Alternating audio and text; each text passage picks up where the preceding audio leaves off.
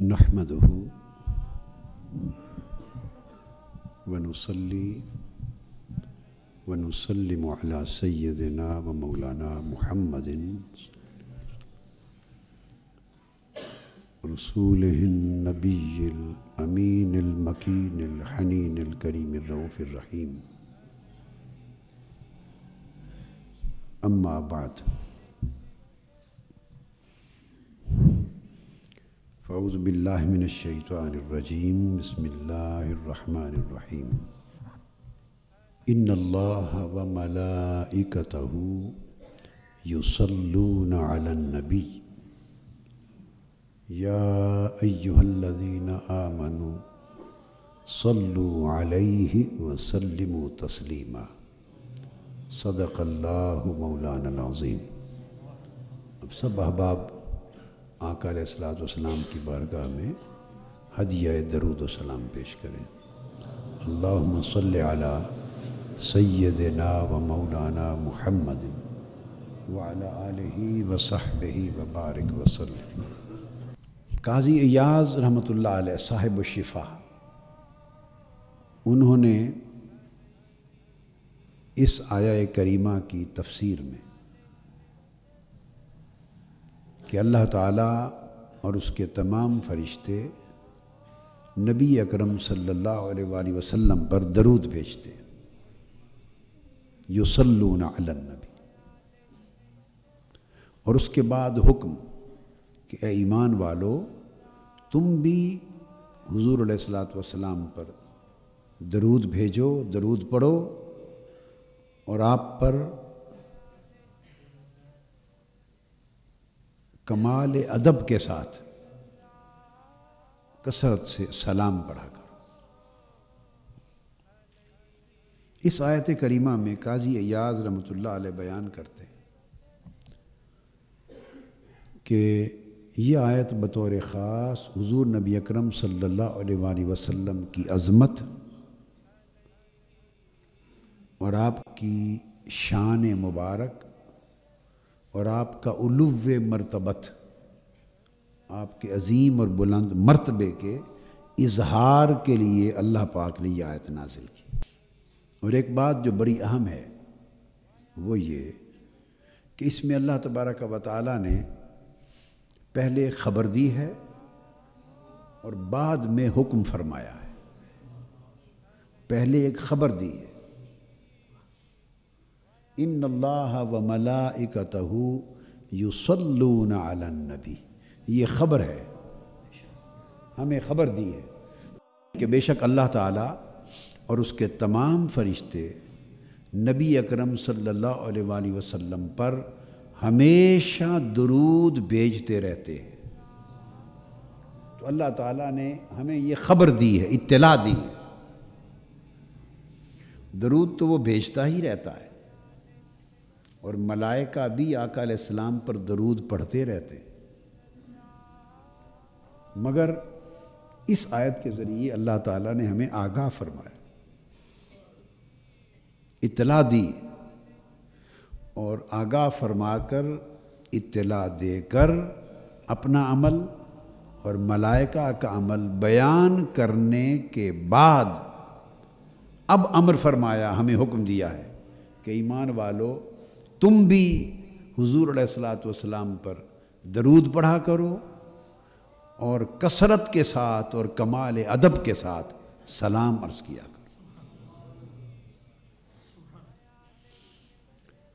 قرآن مجید میں الحم سے والناس تک ایسا حکم اس ایک مقام کے سوا کسی اور جگہ نہیں دیا گیا. کسی اور عبادت، کسی اور عمل کے لیے ایسا امر اور ایسا حکم اللہ پاک نے کبھی انسانوں کو نہیں دیا کہ وہ حکم دینے سے پہلے یہ خبر دے کہ میں خود یہ کام کرتا ہوں، سو تم بھی کیا کرو. تو پہلی بات یہ ذہن نشین رکھ لیں کہ یہ حضور علیہ الصلوۃ والسلام کا وہ شرف و امتیاز ہے، اور آقا علیہ السلام کی وہ خصوصیت ہے، اور آقا علیہ السلام کی وہ عظمت ہے کہ اس کی کوئی اور مثال نہ پورے قرآن میں ہے، نہ تمام انبیاء علیہ السلام میں سے کسی نبی اور رسول کے بارے میں صادر ہوئی۔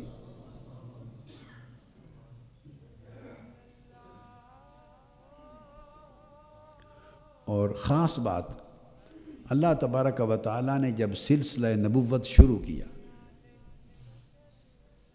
سلسلہ نبوت شروع فرمایا اور آدم علیہ السلام کو دنیا میں بھیجا اور سلسلہ بشریت کو بھی شروع کیا، تو آدم علیہ السلام جب دنیا میں اللہ پاک نے ان کو تخلیق فرما لیا تو عظمت نبوت کے اظہار کے لیے، نبوت کے اکرام کے لیے، ان کی تعظیم کو ظاہر کرنے کے لیے ملائکہ پر اور سب مخلوقات پر ان کی عظمت کو ظاہر کرنے کے لیے اللہ تعالیٰ نے ایک حکم دیا، سب سے پہلا حکم۔ یاد کرو وہ وقت جب آپ کے رب نے ملائکہ کو حکم دیا، کیا؟ آدم کو سجدہ کرو۔ اب جو بات ہے وہ حکم سجدہ بھی تعظیم کے لیے تھا، عبادت کے لیے نہیں تھا، اور تعظیم فرشتوں سے کرائی اور فرشتوں سے سجدہ کروا کر آدم علیہ السلام کی عظمت کا اظہار فرمایا، ان سے تعظیم کرائی اور اس عمل تعظیم سے آدم علیہ السلام کی عظمت کا، آپ کے بلند رتبے کا اظہار فرمایا۔ تو سجدہ ایک عمل تھا تعظیمی، ہر چند کے عبادت کے لیے نہیں تھا، لیکن اللہ پاک نے اپنے نبی کی عظمت کا اظہار کرایا ملائکہ سے، مگر خود شریک نہیں ہوا اس عمل میں۔ اظہار عظمت کے اس عمل میں، اظہار عظمت کے اس عمل میں اللہ پاک فرشتوں کے ساتھ خود شریک نہیں ہوا، یہ عمل فرشتوں سے کرایا۔ اسجدوا لآدم فسجدوا الا ابلیس، چونکہ یہ عمل ایسا تھا کہ اللہ رب العزت کی شان کے لائق نہیں تھا۔ سو بتانا یہ مقصود ہے کہ ایسے عمل کو منتخب کیا حضرت آدم علیہ السلام کی عظمت کے اظہار کے لیے جو صرف فرشتوں سے کرایا جائے اور وہ خود اس میں شریک نہ ہو۔ آپ میری بات سمجھیں؟ اگر عظمت کا اظہار کرانا تھا اور کرنا تھا تو حکم سجدہ نہ دیتا، اور بھی بڑے عمل تھے، کوئی اور ایسے عمل کو منتخب کرتا کہ اس عمل کے ذریعے آدم علیہ السلام کی عظمت کا اظہار اسی طرح ہو جاتا جیسے اب کرایا گیا۔ سجدہ کے بغیر کسی اور عمل کے ذریعے آدم علیہ السلام کی عظمت کا اظہار اللہ تعالیٰ کر سکتا تھا اور فرشتوں سے کروا سکتا تھا، مگر ایسا عمل چن لیتا کہ اس میں خود بھی کرتا، فرشتوں کو بھی ساتھ شریک کرتا اور اللہ کی شان کے لائق بھی ہوتا، اللہ کی شان کے لائق بھی ہوتا، مگر نہیں کیا۔ وہ سب سے پہلا عمل تھا اس کائنات کی تاریخ میں عظمت نبوت کے اظہار کے لیے۔ تو جب سب سے پہلی کوئی دلیل دی جاتی ہے اور سب سے پہلا عمل کائنات اور خلق کے سامنے رکھا جاتا ہے، سب سے پہلا عمل، تو وہ اتنا بڑا مضبوط اور مستحکم رکھا جاتا ہے کہ اس سے بنیاد پڑ جائے۔ تو اللہ تبارک و تعالیٰ نے وہ عمل جو فرشتوں سے کرایا، اس سے آدم علیہ السلام کی عظمت کا اظہار تو ہوا، مگر ایسے عمل کو منتخب کیا کہ اس میں خود شریک نہ ہو۔ سو اس طرح باقی انبیاء علیہ السلام کی اپنے اپنے وقت میں ان کی عظمت کے اظہار اللہ تعالیٰ مختلف طریقوں سے کراتا رہا، مختلف طریقوں سے کراتا رہا، مگر کسی کی عظمت کے اظہار کے لیے اللہ تعالیٰ نے ایسا عمل منتخب نہیں کیا کہ جس میں وہ خود شریک ہو جائے۔ جب آقا علیہ الصلوۃ والسلام کا وقت آیا تو حضور علیہ الصلوۃ والسلام کی بھی عظمت کا اظہار چاہا اس نے، حضور علیہ السلام کی بھی عظمت کا اظہار چاہا، اور حضور کی عظمت کے اظہار کے لیے ایک ایسے عمل کو منتخب کیا کہ جو سب سے پہلے اس نے خود کیا۔ اب اس آیت کریمہ کی ترتیب یوں ہے، فرمایا ان اللہ و ملائکتہ یصلون علی النبی، بے شک اللہ اور اس کے سارے فرشتے نبی صلی اللہ علیہ وآلہ وسلم پر درود بھیجتے، اور اے ایمان والو تم بھی حضور پر درود بھیجو اور خوب سلام پڑھو۔ اب اس کی ترتیب یہ ہے کہ اللہ تعالیٰ نے پہلے یہ اظہار کیا کہ حضور علیہ الصلوۃ والسلام کی شان مالائے اعلیٰ میں کیا ہے، پہلے یہ بتایا۔ اب اگلا نقطہ بتا رہا ہوں، ہم ہیں سفلی دنیا میں رہنے والے، ہم عالم سفلا کے رہنے والے ہیں، عالم سفلا کے رہنے والے ہیں، سفلی دنیا کے رہنے والے ہیں، اسفل کائنات کے رہنے والے ہیں، اسفل السافلین کی دنیا میں، نیچے والوں کو، نیچے رہنے والوں کو حکم دینے سے پہلے بتایا کہ آؤ تمہیں بتاؤں کہ میرے محبوب کا مقام اوپر کیا ہے، کیونکہ اللہ اپنی تسبیح نہیں کرتا، اللہ خود اللہ اللہ اللہ اللہ یا اللہ اللہ لا الہ الا اللہ، اللہ یہ ذکر نہیں کرتا، ہمیں فرماتا ہے کرو۔ تو بتانا چاہتا ہوں اللہ پاک صرف ایک ذکر کرتا ہے،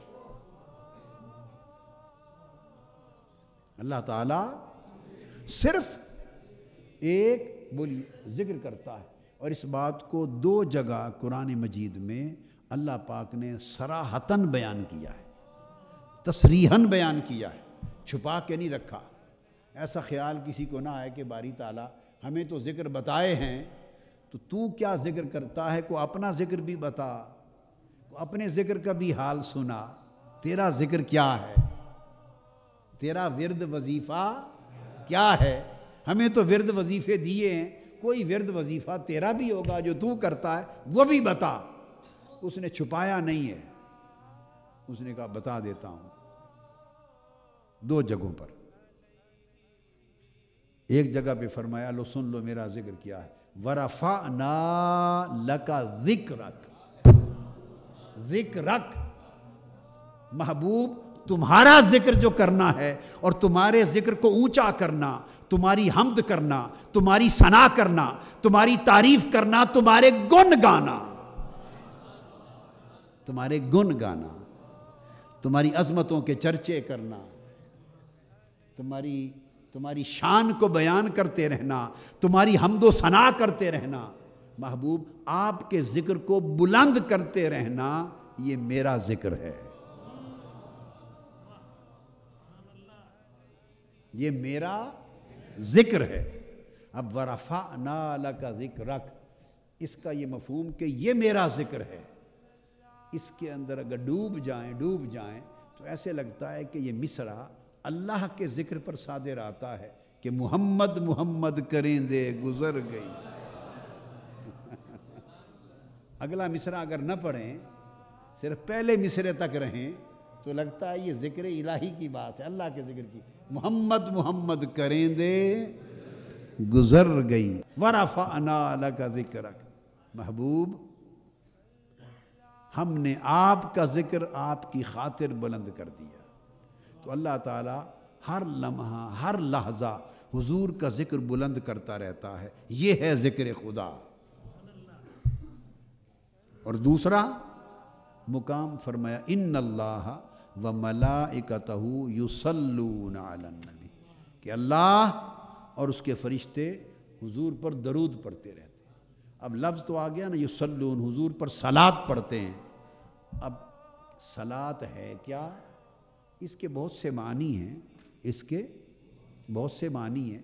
میں بخاری شریف سے، جو صحیح بخاری کی کتاب التفسیر میں امام بخاری نے حضرت ابو العالیہ التابعی جو حضرت عبداللہ ابن عباس رضی اللہ تعالیٰ عنہ کے شاگرد جلیل القدر تابعی ہیں، حضرت ابو العالیہ التابعی، ان کی روایت سے امام بخاری نے صحیح بخاری کی کتاب التفسیر میں اس آیت کی شرح کرتے ہوئے جو معنی یصلون علی النبی کا روایت کیا ہے حدیث پاک سے، وہ ایک بیان کر دیتا ہوں۔ امام بخاری روایت کرتے ہیں قال ابو العالیہ صلاۃ اللہ ثناؤہ علیہ عند الملائکہ،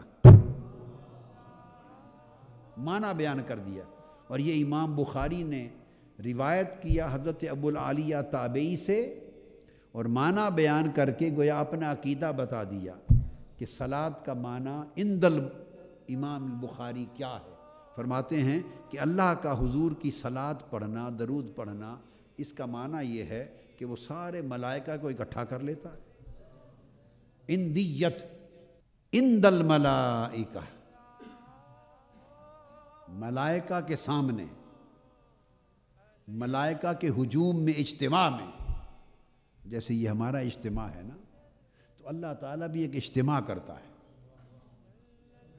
جیسے یہ جلسہ نہیں ہمارا اور اجتماع ہوتا ہے۔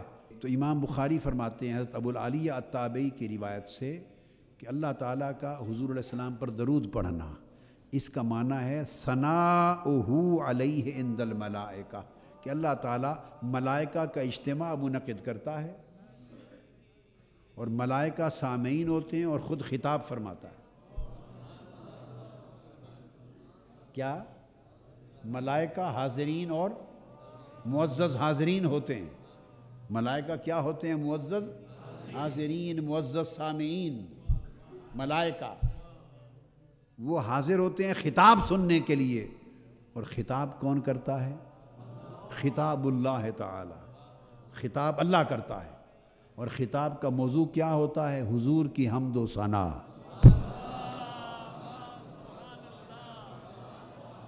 ثنا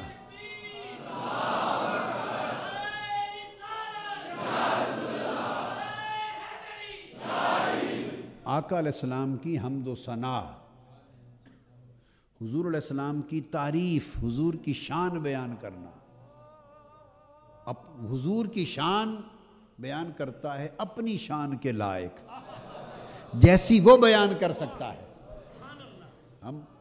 ہمیں کیا معلوم کہ حضور کی شان کیا ہے اور کیسے بیان کرنی ہے؟ حضور کی شان وہی جانے جس نے وہ شان دی ہے، جس نے حضور کو اس شان سے نوازا ہے، اسے ہی معلوم ہے نا کہ میں نے کیا شان دی ہے اور کیا کہنا ہے۔ ہم تو ایسے بس جو کچھ ہماری سمجھ میں آیا ہم تو وہی کہتے ہیں نا۔ وہ شان دینے والا، اسے معلوم ہے شان کیا ہے اور کہنا کیا ہے۔ تو جب وہ حضور کی شان بیان کرتا ہے، اس کو دوسرے مقام پر رفعت ذکر کہتا ہے کہ محبوب ہم آپ کا ذکر بلند کرتے رہتے ہیں۔ تو جب اللہ شان بیان کرے گا تو شان ہر لفظ سے بلند ہی ہوگی نا۔ اللہ ہر لفظ جو بولے گا حضور کی شان بیان کرنے میں، حضور کی ثنا میں، تو حضور کی شان لمحہ بلمحہ بلند ہوگی۔ تو چونکہ بلند ہوگی اس لیے فرمایا وَرَفَعْنَا لَكَ ذِكْرَكَ، اور ملائکہ کے سامنے اللہ تعالیٰ حضور علیہ السلام کی حمد و ثنا کرتا ہے، شان بیان کرتا ہے۔ تو امام بخاری حضرت ابو العالیہ التابعی کی روایت سے بیان کرتے ہیں کہ ملائکہ کے اجتماع میں اللہ تعالیٰ کا حضور کی شان بیان کرنا، یہ معنی ہے ان اللہ و ملائکتہ یصلون علی النبی۔ یہ ہے درود پڑھنے کا معنی، اللہ یہ درود پڑھتا ہے حضور۔ اور وہاں بس ایک ہی جلسہ ہوتا ہے، جلسہ شان مصطفیٰ، اجتماع شان مصطفیٰ، اجتماع ثناء مصطفیٰ، اجتماع ذکر مصطفیٰ، اجتماع رفعت مصطفیٰ، اجتماع عظمت مصطفیٰ، اجتماع منزلت مصطفیٰ، بس۔ اور وہاں ایک ہی خطیب ہے، کسی اور خطیب کی مجال نہیں کہ دم مارے، اور وہ خطیب خود خدا ہے، اور سامعین کل ملائکہ ہے۔ خطیب بھی ایک، ہمیشہ موضوع بھی ایک، ثناء مصطفیٰ، حمد مصطفیٰ۔ چونکہ اسے معلوم تھا کہ میں نے قیامت تک فرشتوں کے اجتماع ہمہ وقت کر کر کے مصطفیٰ کی شان ہی بیان کرتے رہنا ہے، اور مصطفیٰ کی حمد، تعریف، حمد بیان کرتے رہنا ہے۔ معلوم تھا کہ منصوبہ کیا ہے، کیا کرنے والا ہوں، لہذا پہلے ہی اس نے نام رکھ دیا محمد، وہ ذات جس کی بار بار تعریف کی جائے اور بے حد و حساب حمد کی جائے۔ الذی یحمد حمدن بعد حمدن و مرتن بعد مرتن و کرتن بعد کرتن، وہ ذات جس کی بار بار بار بار بار بار حمد ہی کی جاتی رہے، شان ہی بیان ہوتی رہے، اور کرے کون؟ اللہ، سنے کون؟ ملائکہ، اور جلسہ گاہ ملأ اعلیٰ، عرش معلیٰ۔ یہ جو میں نے بیان کیا یہ امام بخاری نے روایت کیا ہے۔ لوگ بخاری بخاری کا شور تو بہت مچاتے ہیں، کیا؟ مگر کسی کو نہ امام کی الف آتی ہے نہ بخاری کی بے آتی ہے۔ میں کہہ رہا ہوں نہ کسی کو امام کی الف معلوم ہے، کیا؟ نہ کسی کو امام کی الف معلوم ہے، اور نہ کسی کو بخاری کی بے معلوم ہے۔ وہی تو کہہ رہا ہوں کہ نہ الف جانے نہ بے جانے۔ یہ امام بخاری نے روایت کیا، اور یہ تفسیر تابعین کی ہے، حضرت عبداللہ ابن عباس سے وہ آگے روایت کرتے، صحابہ کی ہے، اور صحابہ حضور سے سن کر بیان کرتے ہیں کہ اللہ حضور پر درود پڑھتا ہے، وہ درود کیا پڑھتا ہے؟ ایک سوال ذہنوں میں رہتا ہے نا، اس کے اور بھی بہت سے معنی ہیں کہ یوں پڑھتا ہے یوں پڑھتا ہے، مگر میں نے آپ کو کہا کہ آج آپ کو معنی بتاتا ہوں جو امام بخاری نے صحیح بخاری میں حضرت عبداللہ ابن عباس کے طریق سے حضرت ابو العالیہ کی روایت بیان کی کہ حضور پر درود پڑھنے کا معنی یہ ہے، اگر کہتے نا صرف ثناؤہ علیہ تو بات مختصر تھی، اللہ حضور کی حمد کرتا ہے، ثنا کرتا ہے، یہ معنی ہے درود پڑھنے کا۔ یوں نہیں فرمایا، کہا ثناؤہ علیہ عند الملائکہ، ملائکہ کے سامنے، ملائکہ کے سامنے شان بیان کرنے کا مطلب جلسہ نہیں تو اور کیا ہے؟ ملائکہ سامنے بیٹھے ہیں، تو جب اللہ کا جلسہ ہوگا تو 2 4 5 10 ہزار ملائکہ ہوں گے؟ کیا خیال ہے؟ کو ہماری طرح کا جلسہ ہوگا؟ 1000 2000 5000 10,000 ملائکہ ہوں گے اللہ کے جلسے میں، یا لاکھوں ملائکہ ہوں گے، یا کروڑوں ملائکہ ہوں گے؟ آپ سمجھتے ہیں کیا کروڑوں بھی نہیں، اربوں ملائکہ ہوں گے؟ نہیں نہیں نہیں، اللہ کا اجتماع ہے اور بیان شان مصطفیٰ ہے، اللہ کا خطاب ہو تو کیا کوئی فرشتہ گوارا کرے گا، یا اللہ کی عزت گوارا کرے گی کہ میں خطاب کر رہا ہوں اور فرشتے ارد گرد گھومتے رہیں؟ میری بات سمجھ آئی ہے؟ کوئی حاضر جلسہ نہ ہو ممکن ہے؟ خدا کا خطاب ہو اور فرشتے حاضر جلسہ نہ ہو؟ تو یہ لاکھوں کروڑوں کی اربوں کی بھی بات نہیں۔ آپ کہیں گے اتنے فرشتے ہیں،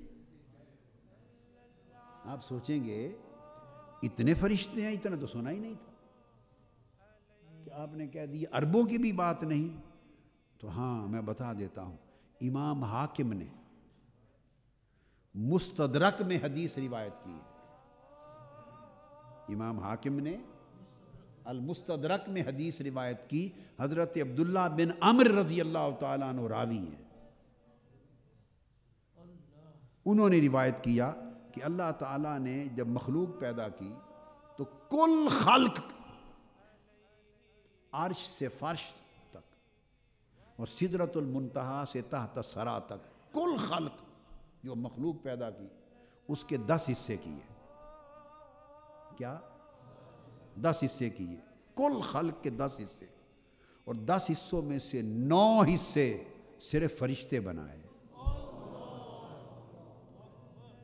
کل مخلوق کے 10 حصے ہوں اگر عرش سے فرش تک، تو 10 حصوں میں 9 حصے تعداد صرف ملائکہ کی ہے، فرشتوں کی ہے، اور باقی بچا ایک حصہ.